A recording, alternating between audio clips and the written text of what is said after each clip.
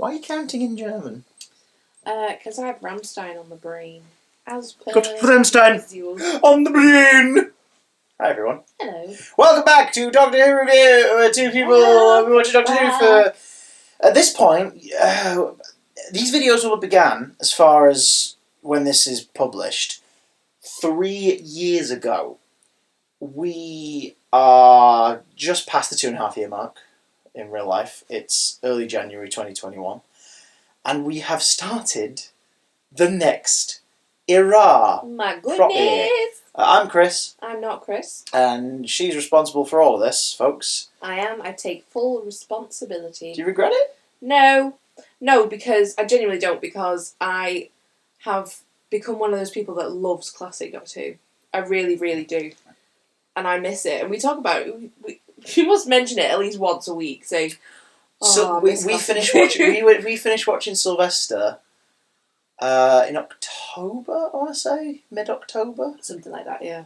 And since we've filled the Wilderness Years and obviously the TV movie, and then we moved on to the best series of Doctor Who ever, Series 1, 2005, obviously. The best around. And we did that, and then we watched Christmas Invasion just after Christmas and recorded our video for that.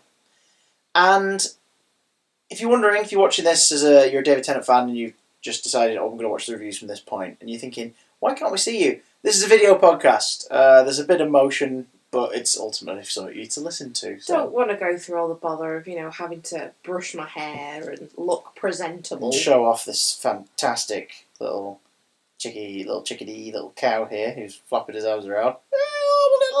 Woolly. Anyway, that can sit there. Let's talk Series 2! Whee! What, in my head then I was like, oh my god, have we finished Series 2? No. The videos would be way too long if we did that. We're talking about, like we have Series 1, we're talking about it in chunks. Starting this week with episodes 1, 2 and 3. Namely New Earth. Lucy, not Chris, what happens in 2006's New Earth? The Doctor and Rose go to new Earth. York, sorry. On New Earth. Yeah. Yeah, and because he essentially got a message to say, come here. Yeah, the psychic paper said, help, I need to talk to you. And he's like, well, that's weird. Come here. Let's follow where this is coming from. Exactly, so they're going there and... what is New Earth? New Earth is... I don't know. It's a new Earth. Well, it's a new Earth, guys. So, Earth... New Earth, new me. New year. Earthlings... New Earth, new me. New Earth, new me. Go out, don't go out, do go out. New Earth, new me. Support the economy, but don't go out. Support the economy, don't leave the house. It's... Jesus Christ. So humanity spread out across the stars. So when we saw the Earth destroyed last series in the End of the World, where the solar flares finally burn up the Earth. Yeah. Apparently, Earth society and Earth culture in its many forms across the stars got a bit nostalgic. So a new planetoid somewhere else in the galaxy was christened... Earth's sister planet, yeah. Surely. No, the twin planet would be Mondas, where the Cybermen come from. Ooh, Nedpole. No, this was, this is, it's just another planet, and essentially they've claimed it, and it's like, This is New Earth, and it's got, chunks of humanity and whatnot, and as we find out through this, humanity's been getting busy with other species. There are now so many different strains and races and new species created from humanity spreading across the stars that, to us, we're like, oh god, look, there's that blue person. And that person's white and they're floating thingy and they're cat people. And it's like, yeah, they all descended from us. Because of course they did. It's billions of years into the future. It's like, oh yeah. Well, fair enough. I want to know how we got cat people. What happened there? How did that happen? I just need to know. No, I don't want to know. Rule 34. Anyway, so they're there to see this message, and they go to a hospital run by the Sisters of Plenitude, who are the cat ladies, including a future companion's mum under heavy makeup. And they're doing their thing.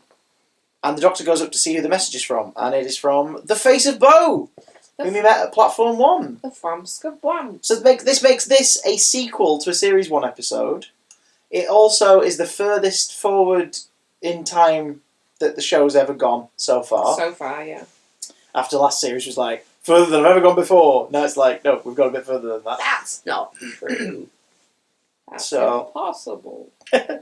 So, Sorry. yeah, but meanwhile, Rose finds out that an old enemy's lurking around in the hospital. What's going on, fam?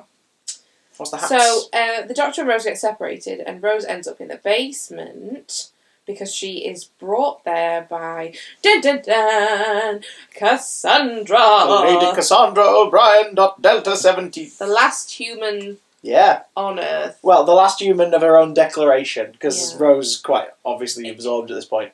You're not what humanity is anymore. You are and that's not just because of the from your surgery. arse. That's not just because that's not just because of the surgery. Like, humanity has evolved and changed. Like, she is effectively a xenophobic bigot. Yeah. And a plastic surgery addict. And she can't stay in skin form. Well, her body exploded. It did. But her mind survived as her servant Chip, a clone grown for the purpose of basically moisturising her. Chip explains that Cassandra, that they've managed to create a temporary new body for her using another skin extract of hers. You're talking out of your... but it's because the brain survived, but she's not got long. So she's looking for a suitable candidate, and when the TARDIS appears, she obviously can't believe her luck. You start the episode thinking, oh, this is all part of her plan. Yeah. When you realise, nope. The arrival of the Doctor and Rose there. is just beautifully coincidental. Cassandra transfers her mind into the body of Rose, and Lady Cassandra, as we know, her dies, creating an action figure I don't own, but is the most wonderfully pointless one ever made. Well, I can make it very easily for you right now. Please don't. But you know exactly which one I'm talking about, don't you? You probably noticed this is a very full table. We have action figures that relate to each of the 3 stories we're talking about today. And that's with gaps. We don't have Destroyed Cassandra. Because why? We don't have Chip. Why? I've not got a Mickey that's relevant to the episode. And I don't own a single Krillitane. Do you not? I don't own the Krillitanes. What do you own? What do you mean, what do I own? Tell me loads of them. everything that you own. But like, I don't own a Krillitane. Do you own one? Are you sure? Yeah, never owned a Krillitane. Do you own one of those? There's certain 2005 to 2010 Father's Doctor Day. Who figures that I don't own. I don't own a Reaper from Father's Day. I've never owned the Empress of the Rachnos.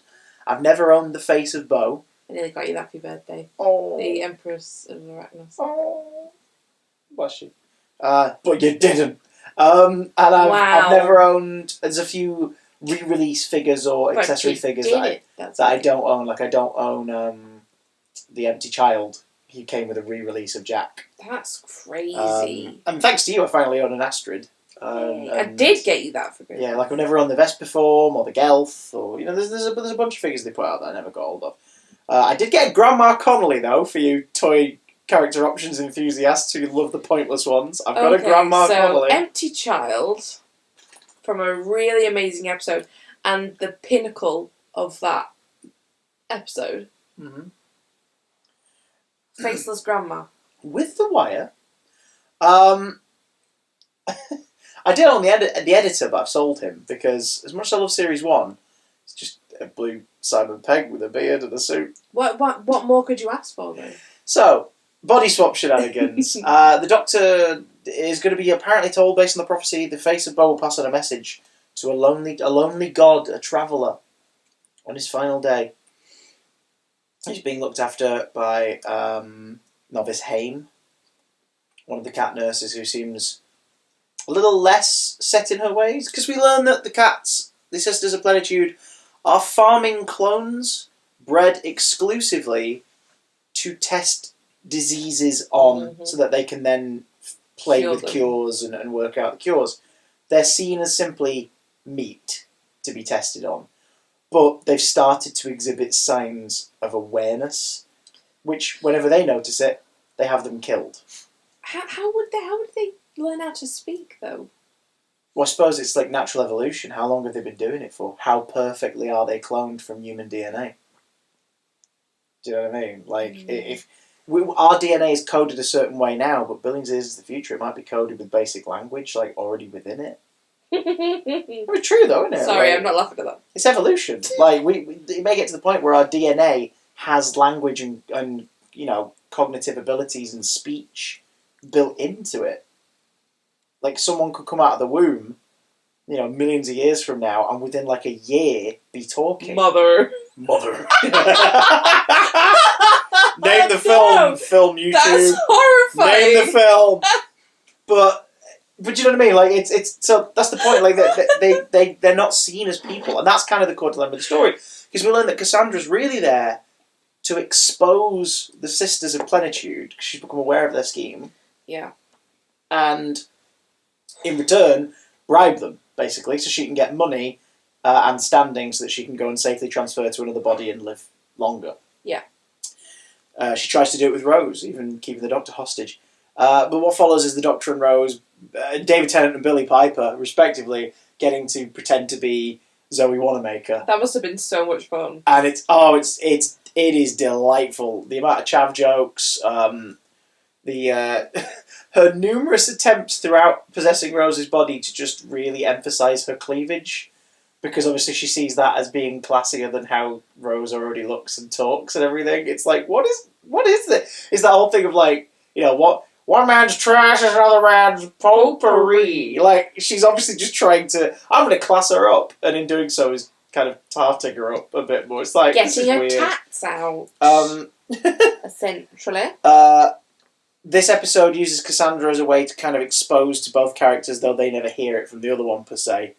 Because it's explained that when she's in a body, the other person's mind is like tucked away, yeah. but the longer it's there, it could snuff out and die. So, yeah, but while she's in there, she sort of retains memories, which is brilliant, because she sort of has her turnaround moment when to help them escape by letting the Doctor and Rose be the Doctor and Rose. And she goes into she the body jumps into one of the clones, and sees like the fact that ultimately all they want is contact. They just want to hold someone. They just want to. What if they held each other?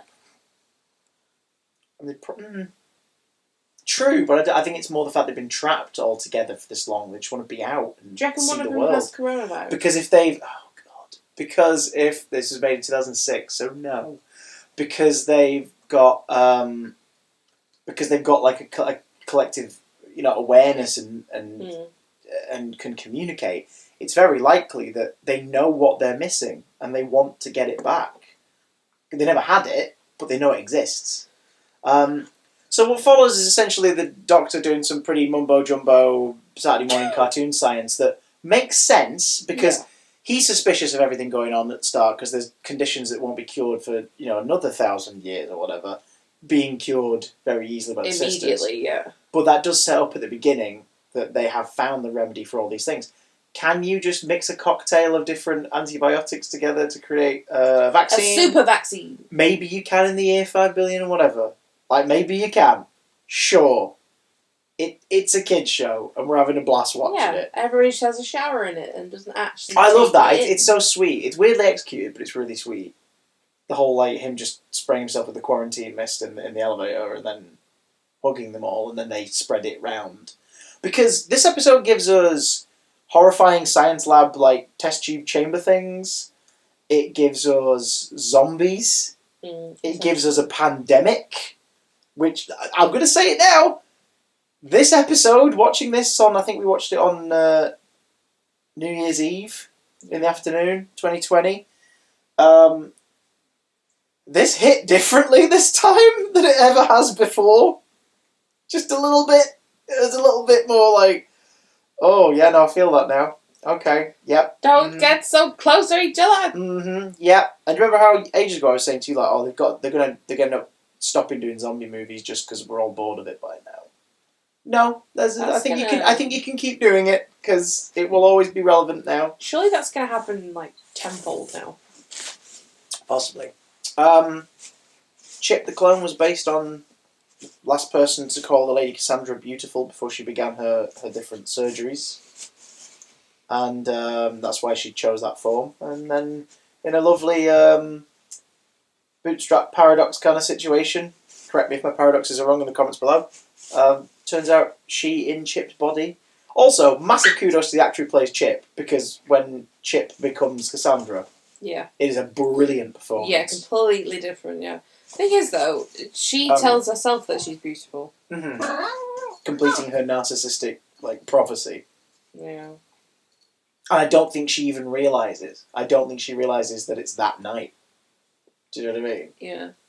So we end up seeing what happened that night, which it turns out was actually Cassandra in the body of Chip, saying goodbye to herself and telling her how beautiful she looked.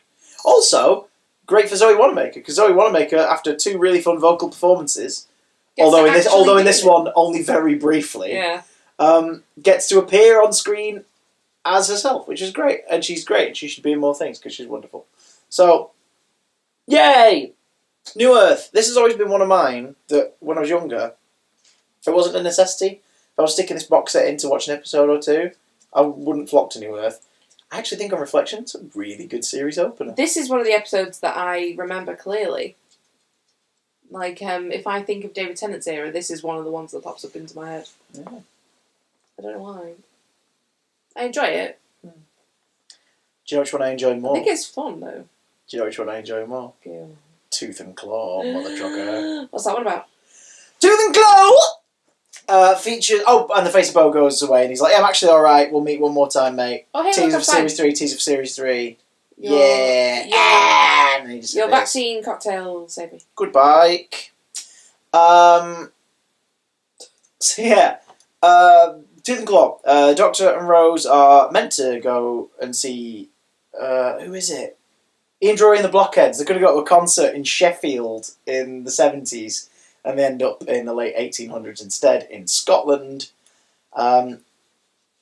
Momentarily stopped by a patrol that is accompanying Queen Victoria herself on a pilgrimage, an annual pilgrimage that she goes on that has been diverted to a coach trip with horse and coach and guard instead of on the train because there was a tree on the line, on the tracks.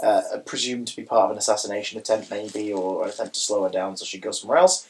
Turns out it was all leading toward this. They go to the Torchwood estate.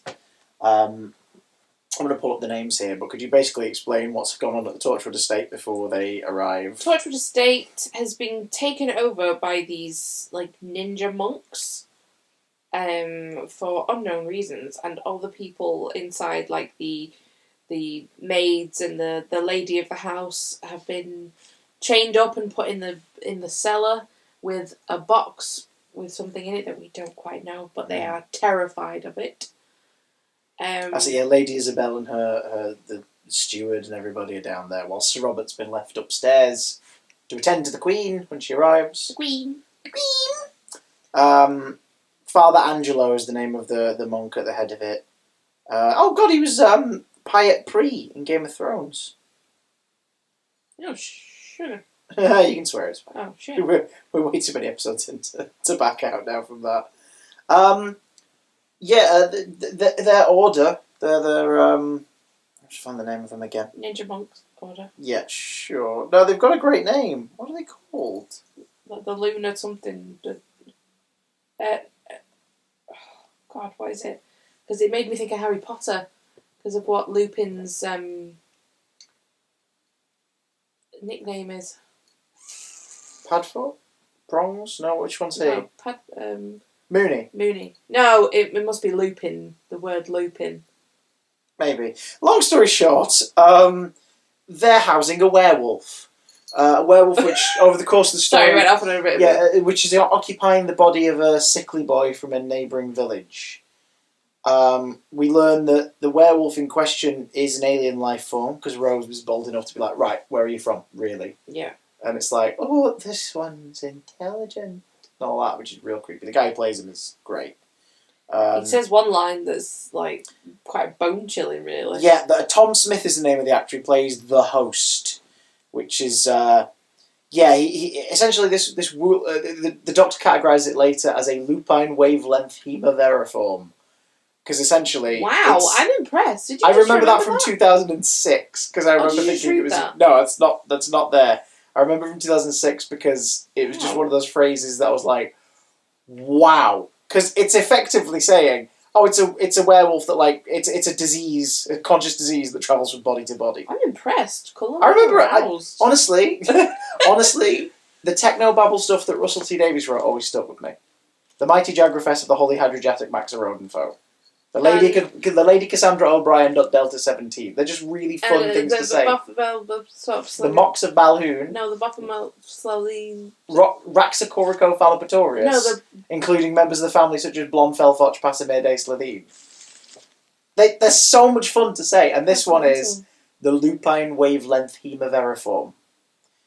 Which. Can you say Supercalifragilisticexpialidocious backwards?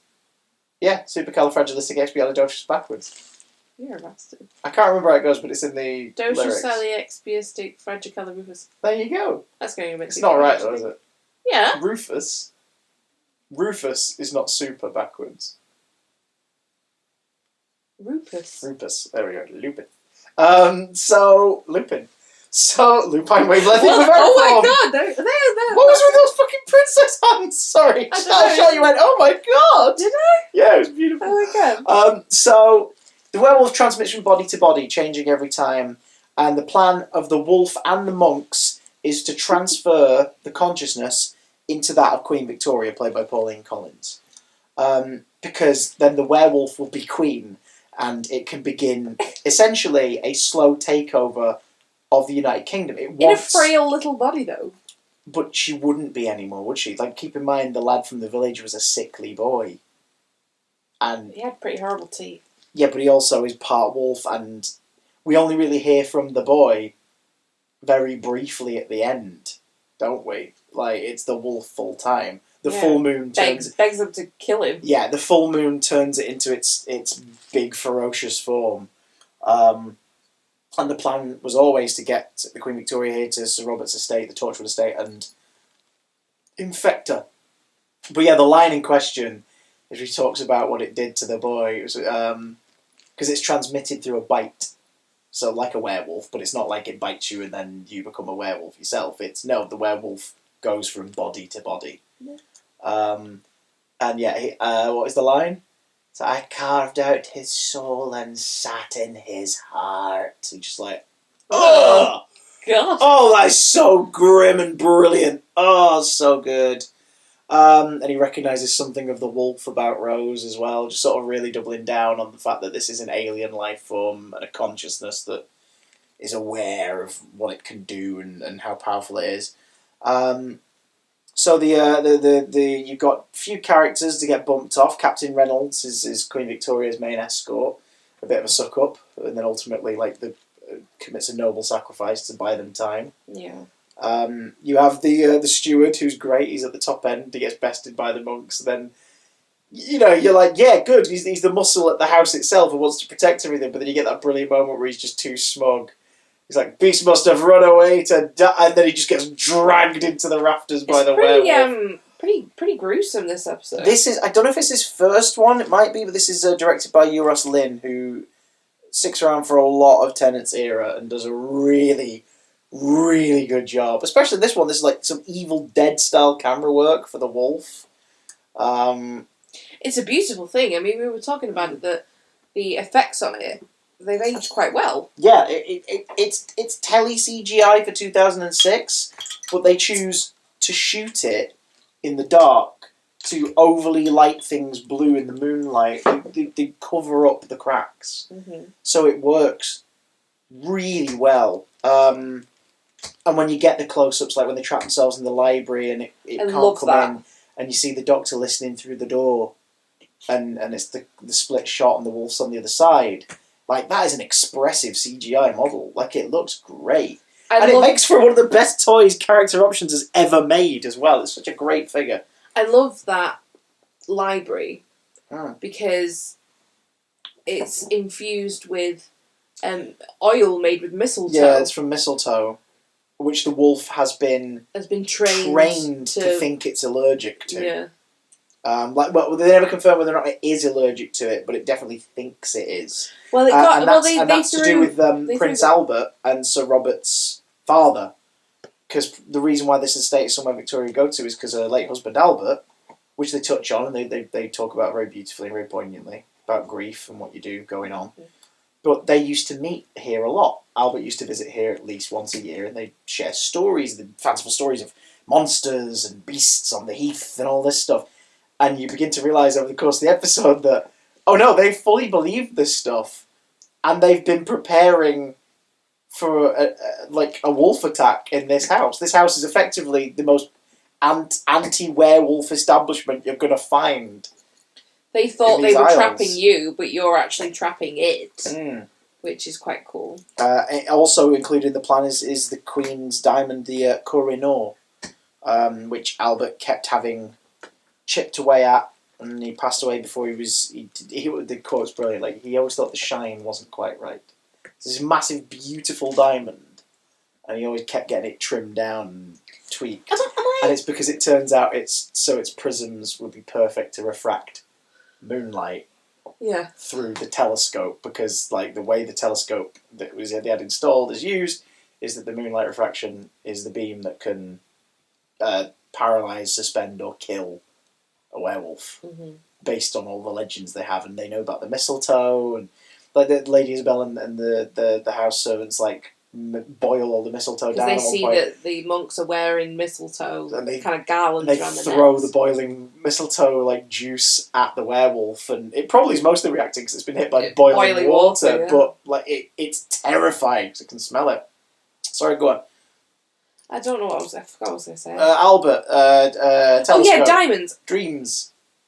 Like, people look at diamonds like that and think, oh my God, it's beautiful. Well, even Rose and the Doctor in this, we are so programmed to see big diamonds and think, oh my God, that is perfection. Why? Because they can fight werewolves. What would you do with it? You can fight a werewolf with it. Oh. Yeah. A few other things that are really worth pointing out in this one. We get the tease that the royal family are partly werewolves. Lizards. When everything is said and done, Rose and the Doctor are knighted. Like he's given the title Sir, and she's given the title Sir Doctor of TARDIS and Dame Rose of the Powell Estate. And then they're immediately banished from the kingdom. Because Victoria's like, you existing and taking like joy in all this is disgusting, and I want you gone. Yikes. You're exiled. Even though you say that. Oh my God. There's a running joke throughout the episode of Rose trying to get the Queen to say, we are not amused. And her trying to do it and watching the Doctor cringe in the background. Specifically watching Billy and David trying not to laugh, let's be honest. And then not the one at the telescope.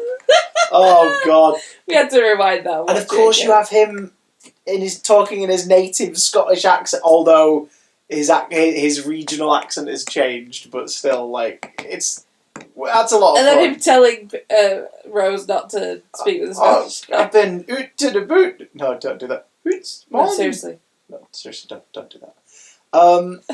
Also, something... Right, so you've watched this episode countless times in the last I'd say it's one of my favourite David episodes. And yet, was this the first time you noticed a beautiful Easter egg 5 minutes in, when they're asked to identify themselves?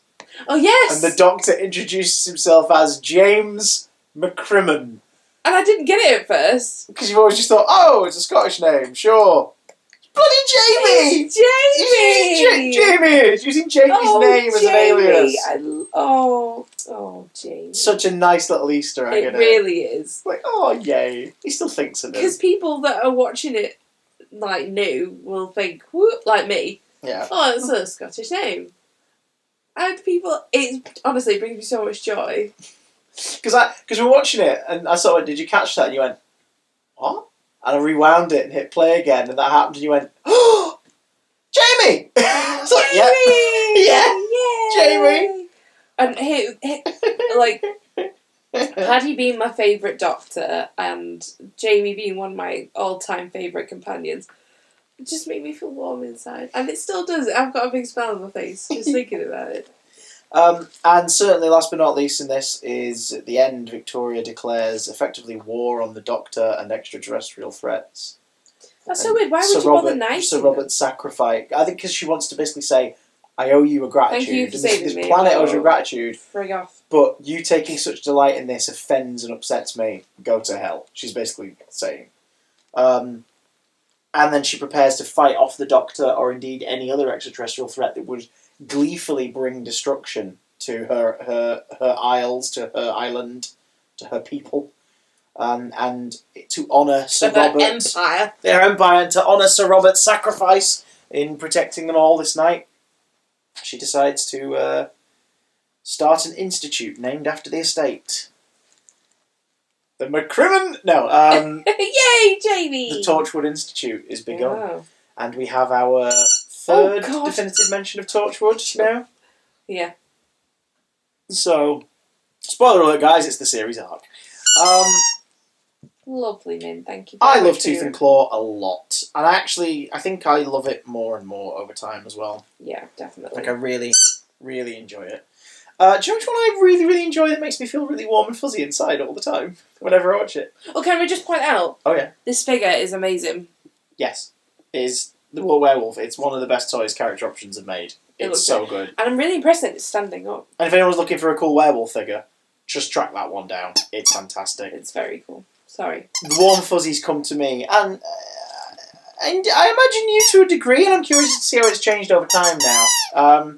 Whenever I watch episode 3, School Reunion, just want to point out as well, all 3 of these episodes Man. form a really nice kind of We're having tonal opening trilogy that sets up different aspects of what our characters are all about. And they're also beautifully put together by Russell T Davies and this episode Toby Whithouse. He's a fantastic writer, and correct me if I'm wrong, is he the... Yes! Creator of Being Human as well. Bloody love Toby Whithouse and bloody love Being Human. I like Being Human too. Oh. So, you swine. School Reunion. Mickey has... Mickey. Oh, Min! Good grief. What? Explosive buttocks. She's farted. Context for the viewers. Sorry. Just be glad it's not in smell-o-vision. It's been a farty kind of evening with the animals. I'm traumatised. Sorry, not that anybody cares. Yeah. So back to this episode that gives me warm, fuzzy feelings. Yeah, in your tummy. Oh, wait. Mickey's found out about some weird stuff, and he's called the Doctor and Rose in to investigate, even though Rose sort of suggests that, I mean, you could just call me and see me if you wanted. And it's like, oh my god, Rose. Now we're at the point where she and the Doctor clearly being very cuddly and affectionate towards each other. Now we're at the point where I'm like, Rose, come on, don't do that.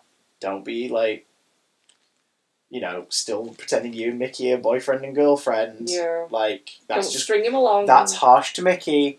But Mickey will get his independence over the next 3 episodes. Anyway, he's completely right. There's something going on. A bunch of teachers go missing. New teachers, including headmaster, come into the school. Yeah. And everything's great. Especially the chips. You've got to try the chips. But the test average is increasing, and it's just, it's kind of odd, isn't it? That a little bit weird. It was essentially a special measures school. Yeah. Excuse me. That has now become which is now full of smarties. Smarty pants. Except for Kenny, who's not trying the chips. He's not allowed to. Rose is cover as a dinner lady, and notices how weirdly behaved they are, including when one of the dinner ladies seems to get scolded on some cold oil, like chip fat in a drum. Yeah. She screams, just like, what are you doing? Calling an ambulance. Why? She's fine. Ah! She does that. The dinner lady gets props. She's great. She's really good. As are all the spooky teachers who are behaving really weirdly. But of course, massive props goes to Mr. Finch, the new headmaster, played so smugly and creepily by the wonderful Anthony Stewart. Tony Head, Coffee Man, Gold Blend King, and Giles. Rupert Giles, obviously. Rupert bloody Giles. You know you're in for a good time when Anthony Stewart Head is playing a character in a school. And he's dead cute in real life. So. He is, but in this he's slimy as you like, and he's so good at it. Mr. Finch is a Krillitane, as are a bunch of his staff. They're aliens that effectively conquer planets by killing everyone, taking the best physical traits of that world, and then moving on to another planet. They are real. Oh, for God's sake! Sorry. Of course, the animals are fighting during the recording. No, it's fine. They're real bad hombres, folks. They That are. was you, not the dog. They are not good. And the Doctor finds out about this, wants to stop him. Thing is, the Doctor, Mickey, and Rose are not the only people investigating No. this strange school. A journalist, genuinely a journalist, but sometimes using her journalism as a credential to investigate places on the sly, rocks up to do a piece about Mr. Finch. And David Tennant's eyes light up in such a way that it's like he's only partly acting there. Yeah. The rest of that is him, the child who watched Doctor Who religiously as a kid, reacting to the fact that suddenly he's sharing a scene with Sarah Jane Smith. Was Tom his doctor? Peter was his doctor, but he grew up. Really? He grew up watching. He grew up watching Tom. Spooky. Like Tom was his doctor when he was a kid. His favourite doctor was Peter Davison, Fifth Doctor. No way! That's so crazy. Yeah, he still grew up with like Tom's stuff, Mm-hmm. which is why there's clearly no acting going on in any of the scenes. Yeah, which is really sweet. Where David and Liz Sladen share the screen. Russell T Davies has talked a lot about like this episode and the set for bringing Sarah Jane back, including in my podcast, Out of the Broom Cupboard. If you go listen to the Russell T Davies episode, we talk about it because it ties into why the Sarah Jane adventures eventually happened. And also, it's really, really good. It's really thank you. I meant the stories. You did know I what meant to the say. stories like really good, but okay, fair enough. And yeah, it's interesting for them to go, we're going to bring back a classic companion, but they don't just do it. It doesn't just happen to create a headline or spectacle. Mm-hmm. There's a story reason in the episode, which is Sarah Jane is brought in to confront something that the show's never really touched on ever before in the show, which is what happens after you leave the TARDIS. Mm-hmm. Or in the case of most companions, after you've been made to, or circumstances have made you have to leave the TARDIS. Yeah. In this case, the Doctor, back at the end of the Hand of Fear, Eldrad must live, was summoned to Gallifrey, and humans were not allowed on Gallifrey. Like, non-Time Lords were not allowed there. So Sarah had to be dropped off. And obviously we found out at the time she was dropped off in the wrong spot. She just laughed about it. But she was sort of saying she wanted to leave. The Doctor makes a point of being like, you kind of have to. And then she's like, Oh, well, no, I was only joking. I was just joking, I didn't mean it. And he's like, no, seriously, you've got it, I'm really sorry. We get to see her confront him in this and be like, why did you not come back? Like, if your business was done, why did you not come back? Because he quite openly admits, she's like, you regenerated. He's like, oh, half a dozen times since we last met. And that's true. Mm-hmm. He's had 6 other incarnations. Like, you're not going to pop back at some point? So we finally get the Doctor's perspective on that when Rose confronts him on it. But we also, at first you get the, as Mickey puts it, the girlfriend meeting the ex, every man's worst nightmare, which is brilliantly played. And they do kind of allude to the idea that the Doctor and Sarah's relationship wasn't necessarily a romantic relationship, but it was obviously such a deep and personal one. So close. Yeah, and so how do you cope after that? When the person that you spend your life with, in this case somebody who opens your eyes to a whole universe of possibilities, suddenly isn't there anymore. That must be the most heartbreaking thing in the world. Having somebody you're so close with go and never come back. But you know they're out there. And it's not like the Doctor actively, after the events of The Deadly Assassin, went, well, I'm not going to go back to Sarah now. Bye, Sarah Jane! Like, stuff happens. Things carry on. Yeah, he had to do them. Isn't that when Romana appeared? No, not yet. Leela was next. Oh, really? Yeah. So, stuff goes on. Like, things happen.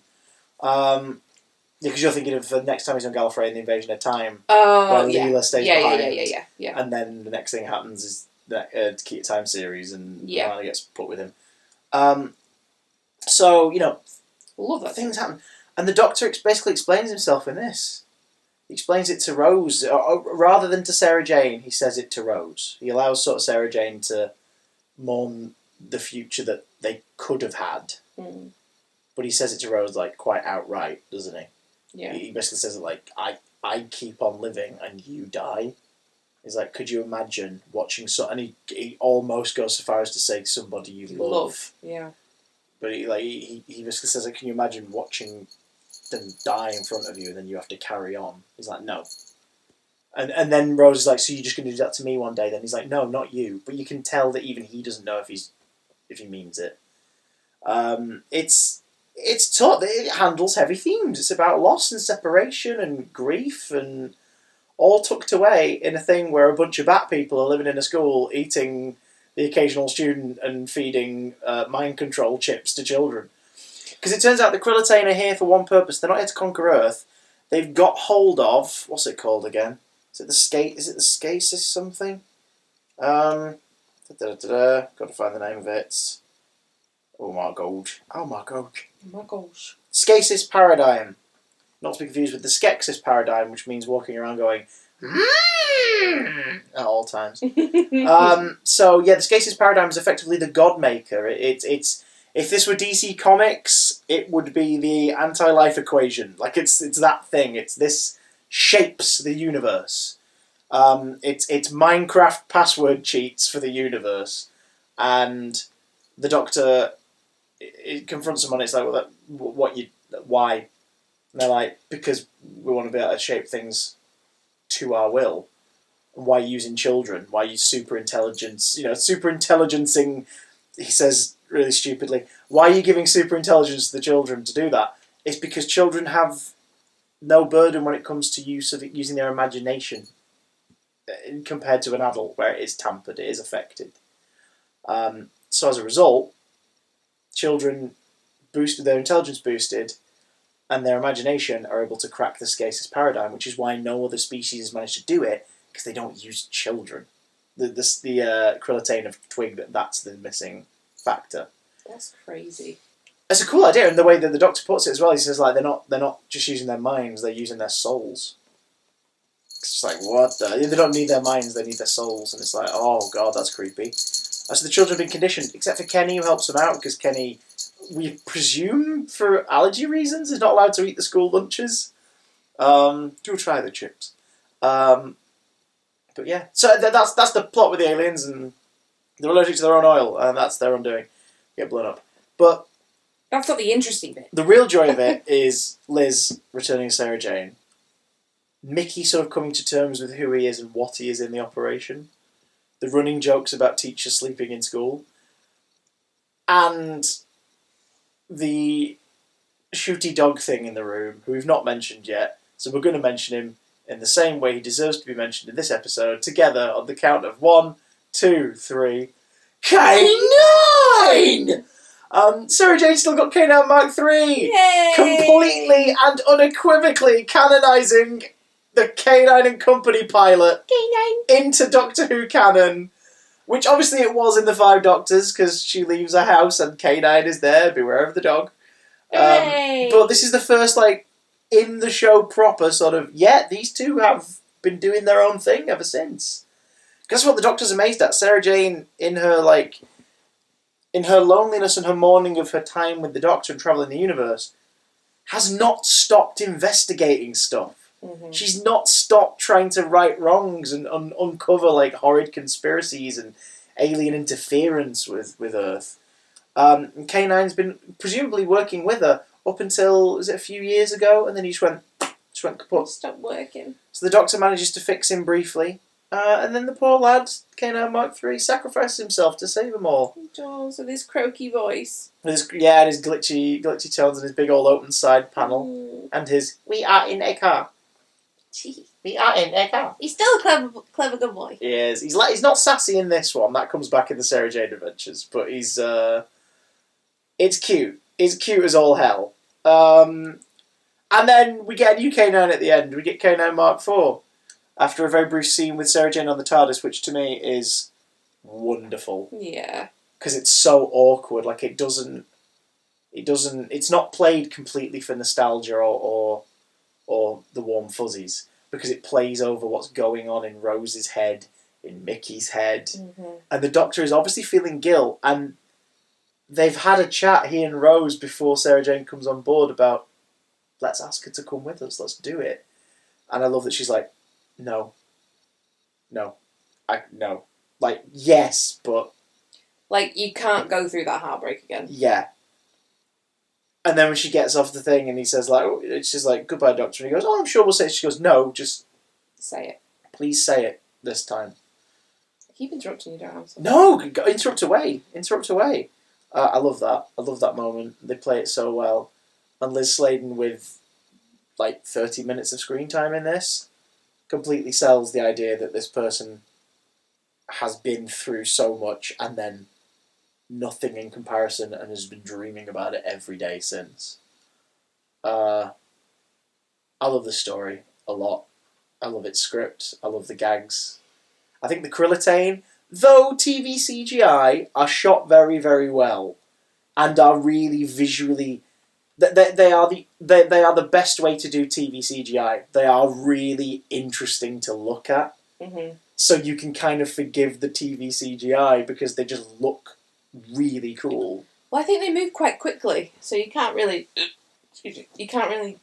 see them properly. But also the fact they look like they've come straight out of an episode of Pokemon or like an anime. Yeah. They've got those kind of eyes and the beginning of Aerodactyl. Just like the creature shape of them is very... Like, it's a very cartoony shape. You can't imagine it being pulled off as a physical puppet, per se, and it looking right. It feels like if it was a physical prop, it would have been changed slightly. Yeah. It's very animation. Mm-hmm.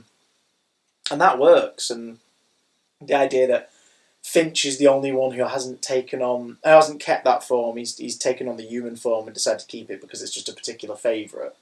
Which is extra creepy when you realise, so when they devour the other teachers in the staff room, the rest of them turn into Krillitane bat things and eat them, whereas he, in human form, is just like ripping chunks out of people. That is a bit frightening, isn't it? Try the chips. Do try the chips. He's wonderful. And I love the idea that the Scasis paradigm would allow him to shape the universe, and he wants the Doctor to join him, because he's like, look, you're a Time Lord, your intelligence is off the scale. You could help us right wrongs throughout the universe. You know that's not exactly what they're going to use it for. They're going to use it for their own selfish gain. But it wouldn't hurt for them to have like one of the more intelligent species out there with them to guide them and help them out. And the Doctor considers it, obviously, for a moment, but that's when Sarah Jane, oh look, it's all thematic and ties in, discusses how pain and loss and suffering define us as much as happiness. Yeah. Like, things have to keep moving forward because that's the point. If you go through bad stuff, go through it and live on. Like, that's way more important than just getting rid of all the bad stuff, full stop. Exactly. You can't run away from your problems. The themes are so beautifully delivered in a way that I think kid audiences would absolutely get. And it all hinges on particularly Liz's performance, but also David and Billy's in this one, and it's so much fun. Yeah, they're trying to outdo each other, verbal fight about things they've seen and why they're more impressive, and it's just this really fun. Like they're not outright naming stories or species, but having binged, were you going like, yeah, I know which one she's talking about. Yeah, I know which one she's talking about. Yeah, I know which one she's talking about. And then the fact that the Loch Ness Monster gets Rose to even go, what, really? I love it. Now, we talked on the show before about how when you were bless you, earlier on, and even during this marathon somewhat, you've not been the biggest fan of Sarah Jane. And it seems to mostly stem from Liz's very naturalistic, negative emotion acting. Like panic, fear, frustration. Because she sort of goes for it rather than doing the TV version. Yeah. Are you over that yet? Or does it still irk you a little bit? I'm going to tell you something that's going to blow your mind. It's going to blow your tiny little mind. Yeah. This has changed my opinion on Sarah Jane. The marathon? or watching this episode. Watching this episode after having gone through after everything. having gone through everything. Really? Yeah. And it's changed it Can't too? stand her. No, I'm joking. I'm joking. No, I think she's really, really good. She's great, isn't she? Seeing the chemistry between them really makes you realise, oh God, yeah, the Doctor is the same person, just looks different. Mm-hmm.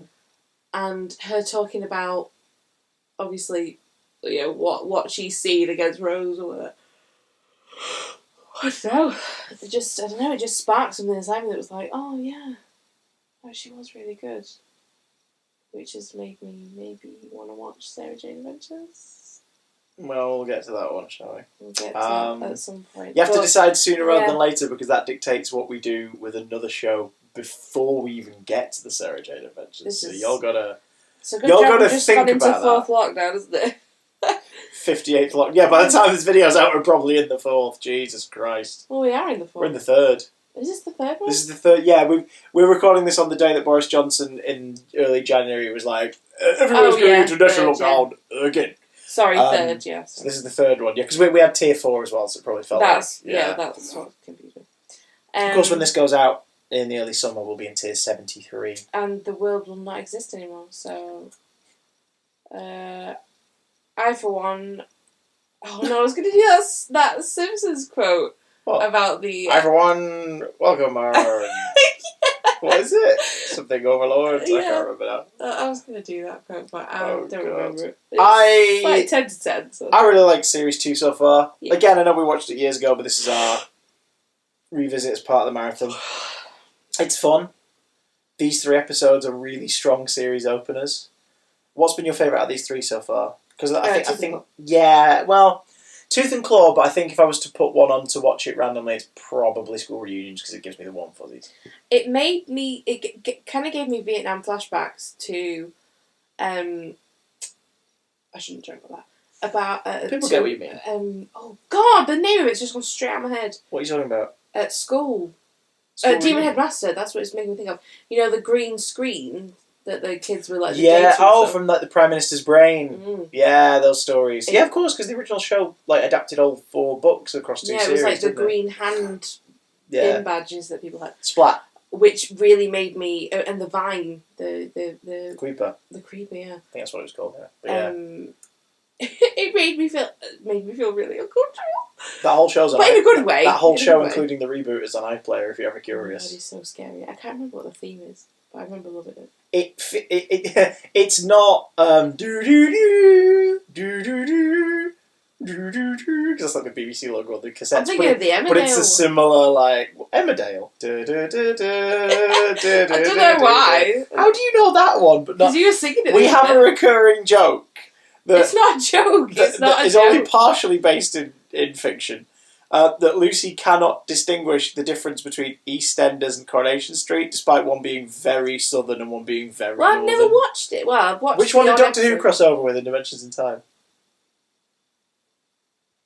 You are kidding me that you don't know Coronation Street. No! EastEnders.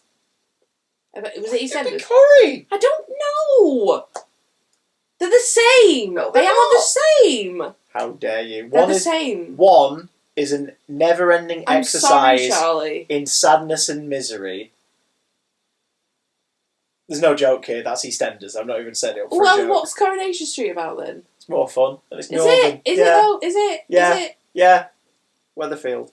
I'm sorry, Charlie, but I've got. Charlie's not watching this. I've got no interest. Our friend Charlie. Our friend Charlie plays Imran for context, considering a bunch of people are now going to go, "What are they doing?" Anyway, what we are doing is talking about Doctor Who. What are we talking about? Doctor Who. Do you know which episode? Why are we talking about? Oh my god! Oh my god! Please stop. Do you know which episodes are next? No, I can't remember. Well, coming up, we have the first 2-part of the series, Rise of the Cybermen and The Age of Steel. But before is that one where they're wearing the tuxedos? Yes. Right. Yeah. But before that, we have the next Moffat story, The Girl in the Fireplace. Oh, friggin' love that. Yeah, I love that. I said Moffat story, you cringed that I said what it was, and you went, ooh. Oh, I can't stand him, but that's a good episode. Also, we had, and we'll talk about this in the comments if you want, just before watching School Reunion, funnily enough, between Tooth and Claw and School Reunion, the New Year's Day special came out of the current run of Doctor Who, Resolution of the Daleks, which of course featured a plot about Yaz mourning being away from the Doctor and missing that life, having that life and then having it snatched away from you, and Jack Harkness's perspective on what it means to be a traveller with the Doctor. And it was really weird because the next day we watched School Reunion. It was like, hang on. Wow, it's the same episode. That's the same thing going on with Rose and Sarah Jane. Better. But this one is a better version of it. But it's interesting how that debate has now happened twice in modern Who in such a stark way. So, any thoughts you have about that down in the comments? Let's have a little chinwag. It'll be fun. What is your favourite episode out of these three? And which one are you looking forward to us talking about in our next video when we'll be covering Girl in the Fireplace, Rise of the Cybermen, and Age of Steel? Ooh, I'm excited. Ooh, till then, K9's here. What do we do when we see K9 on screen? Hi, K9. He's a good boy.